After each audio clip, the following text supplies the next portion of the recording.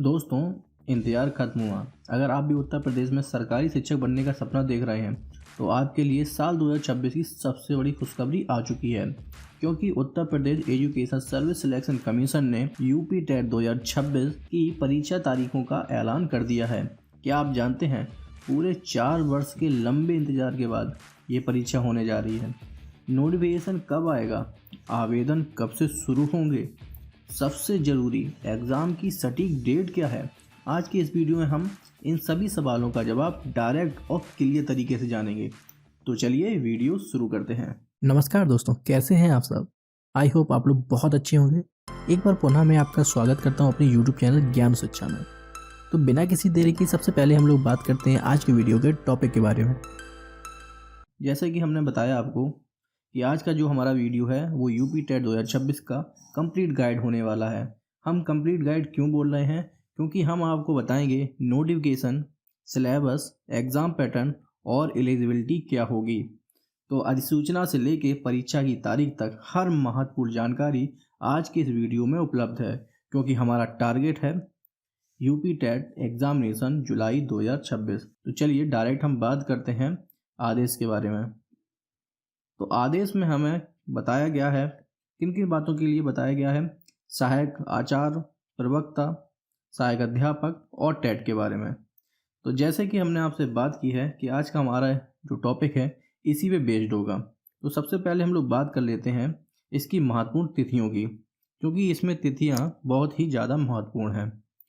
सबसे पहले अप्रैल 2026, ये बताया जा रहा है कि नोटिफिकेशन का जो रिलीज़ होगा यूपी टेट के लिए, ऑफिशियल जो नोटिफिकेशन आएगा वो अप्रैल की डेट में आ सकता है। इसके बाद आवेदन जो शुरू होंगे वो भी अप्रैल में ही शुरू हो जाएंगे। ये इसके बारे में विशेष बात कही जा रही है। अब सबसे महत्वपूर्ण है यूपी टेट शिक्षक पात्रता परीक्षा 2026 की महत्वपूर्ण तिथियां क्या होने वाली हैं एग्जामिनेशन की। तो जो तिथियां हैं वो सबसे इम्पोर्टेंट है 2, 3 और 4। तो 2, 3 और 4 ये 3 तिथियां जो हैं 2026 के एग्जामिनेशन के लिए बहुत महत्वपूर्ण हैं। अब आप कहेंगे इनमें से कोई एक है या तीनों ही हैं? बिल्कुल, ये तीनों ही तिथियां बहुत इंपॉर्टेंट है, क्योंकि एग्जामिनेशन इतने सालों बाद हो रहा है कि जो संख्या है स्टूडेंट्स की वो बहुत ज़्यादा होने वाली है। एक दिन में एग्ज़ाम करवाना पॉसिबल ही नहीं है, इसलिए 3 दिन एग्ज़ाम कराया जाएगा। 2 तारीख, 3 तारीख और 4 तारीख जुलाई में ये सब संपन्न होगा। ठीक है, और ये तिथियां ऑफिशियल नोटिफिकेशन के अकॉर्डिंग हैं। बढ़ते हैं आगे। अब हम बात करते हैं सबसे इम्पोर्टेंट सवाल की, इसकी जो एलिजिबिलिटी है, मतलब कि पात्रता मापदंड क्या होने वाला है। तो जो प्राइमरी लेवल है, प्राइमरी मतलब कि 1 से 5 के लिए हमारे पास ग्रेजुएशन प्लस 2 ईयर की DLED या BTC की डिप्लोमा या डिग्री होनी चाहिए। इसके बाद सुप्रीम कोर्ट का जो निर्देश है कि B.Ed धारक जो डिग्री धारक हैं वो आमतौर पर जो फर्स्ट पेपर हैं उसको नहीं दे पाएंगे। अब हम बात करते हैं सेकंड पेपर की। सेकंड पेपर जो होता है जूनियर लेवल का, वो 6 से 8 तक के लिए होता है, और इसमें आपको ग्रेजुएशन प्लस B.Ed और ग्रेजुएशन प्लस DLED BTC दोनों ही एलिजिबल होंगे। आयु सीमा इम्पॉर्टेंट है, मिनिमम 18 वर्ष से मैक्सिमम 35 वर्ष तक होनी चाहिए। ये सब जनरल के लिए है। जो रिलैक्सेशन छूट मिलेगी वो OBC के लिए 3 साल के लिए होगी, SC ST के लिए 5 साल के लिए होने वाली है। तो ये था हमारा एलिजिबिलिटी क्राइटेरिया। बढ़ते हैं आगे। अब सबसे इम्पोर्टेंट सवाल जो आता है एग्ज़ाम पैटर्न के बारे में। तो हम लोग इसमें जानेंगे कि हमारा एग्ज़ाम पैटर्न का ओवरव्यू क्या है। तो ये एग्ज़ाम जो होने वाला है वो 2.5 घंटे इसका समय अंतराल होगा, और आपको 2.5 घंटे में टोटल 150 क्वेश्चन करने होंगे, और 150 क्वेश्चन के आपको 150 अंक दिए जाएंगे। इसके साथ आपका जो एग्ज़ाम होगा वो टोटली ऑफलाइन होगा।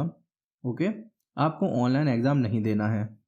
और सबसे अच्छी बात है कि कोई भी नेगेटिव मार्किंग नहीं की जाएगी। ठीक है, अब कोई नेगेटिव मार्किंग नहीं है तो आप ये ध्यान रखें कि आप सभी सवालों को हल करने का प्रयास करें। ठीक है, बढ़ते हैं आगे। अब हम बात करेंगे पेपर 1 के सिलेबस के बारे में कि आपको पेपर 1 अगर आप दे रहे हैं तो आपको क्या क्या पढ़ना होगा। तो अगर आप प्राइमरी लेवल का पेपर दे रहे हैं, प्राइमरी लेवल की पेपर की तैयारी कर रहे हैं, तो ये आपके पेपर में 5 सब्जेक्ट आने वाले हैं। इसमें CDB, लैंग्वेज हिंदी अनिवार्य है। फिर सेकंड लैंग्वेज में इंग्लिश, उर्दू और संस्कृत, इनमें से आप कोई भी एक चुन सकते हैं। इसके बाद आता है मैथ और ईवीएस। अब ये जो सब्जेक्ट हैं इनके कितने कितने नंबर दिए जाएंगे, तो पर सब्जेक्ट आपको 30 नंबर दिए जाएंगे। ठीक है, तो टोटल हमारे 150 अंक बन जाते हैं। ओके, बढ़ते हैं आगे। अब हम बात करेंगे जूनियर लेवल सिलेबस के बारे में। तो जूनियर लेवल सिलेबस में आपको मेन जो सब्जेक्ट हैं CDP, लैंग्वेज 1 हिंदी, लैंग्वेज 2 आप जो भी सिलेक्ट कर सकते हैं। इसके बाद साइंस वर्ग के लिए आपको मैथ साइंस चुनना होगा, और आर्ट साइड के लिए जो आर्ट और कॉमर्स के टीचर हैं उनके लिए सोशल स्टडी होगा। ठीक है, तो ये है हमारा शॉर्ट सिलेबस। साथ में आपको ये भी ध्यान रखना है कि अभी तक हर सब्जेक्ट के आपको 30-30 मार्क दिए जाते थे प्राइमरी लेवल पर। अभी भी पहले 3 सब्जेक्ट CDP, लैंग्वेज और लैंग्वेज 1 और लैंग्वेज 2 में आपको 30 मार्क मिलेंगे, जबकि आपके जो इलेक्टिव सब्जेक्ट है, इलेक्टिव स्ट्रीम है, इसके लिए आपको 60 मार्क दिए जाएंगे।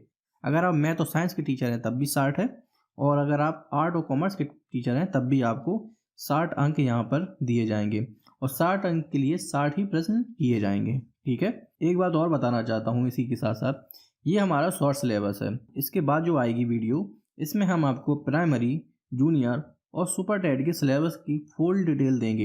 एक एक टॉपिक के एक एक पॉइंट के बारे में ही बात करेंगे। यहाँ पे ये वीडियो मेनली नोटिफिकेशन के बारे में है, इसलिए इस वीडियो में गाइड के रूप में आपको ये सब इन्फॉर्मेशन दी जा रही हैं। बढ़ते हैं आगे।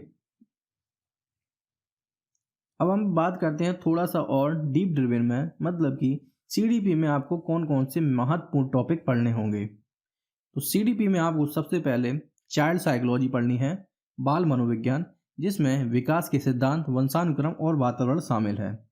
इसके बाद लर्निंग थ्योरीज, जिसमें सीखने के सिद्धांत, पियाजे, कोहलबर्ग और वाइगोत्स्की इम्पोर्टेंट है। इसके बाद इंक्लूसिव एजुकेशन, जिसमें समावेशी शिक्षा, विविध पृष्ठभूमि के बालकों की समझ और सीखने की क्षमताएं और अक्षमताएं शामिल हैं। इसके साथ साथ टीचिंग मेथड, जिसका मतलब है शिक्षक विधियां, बाल केंद्रित शिक्षा और प्रगतिशील शिक्षा के बारे में आपको पढ़ना होगा। ठीक है, बढ़ते हैं आगे।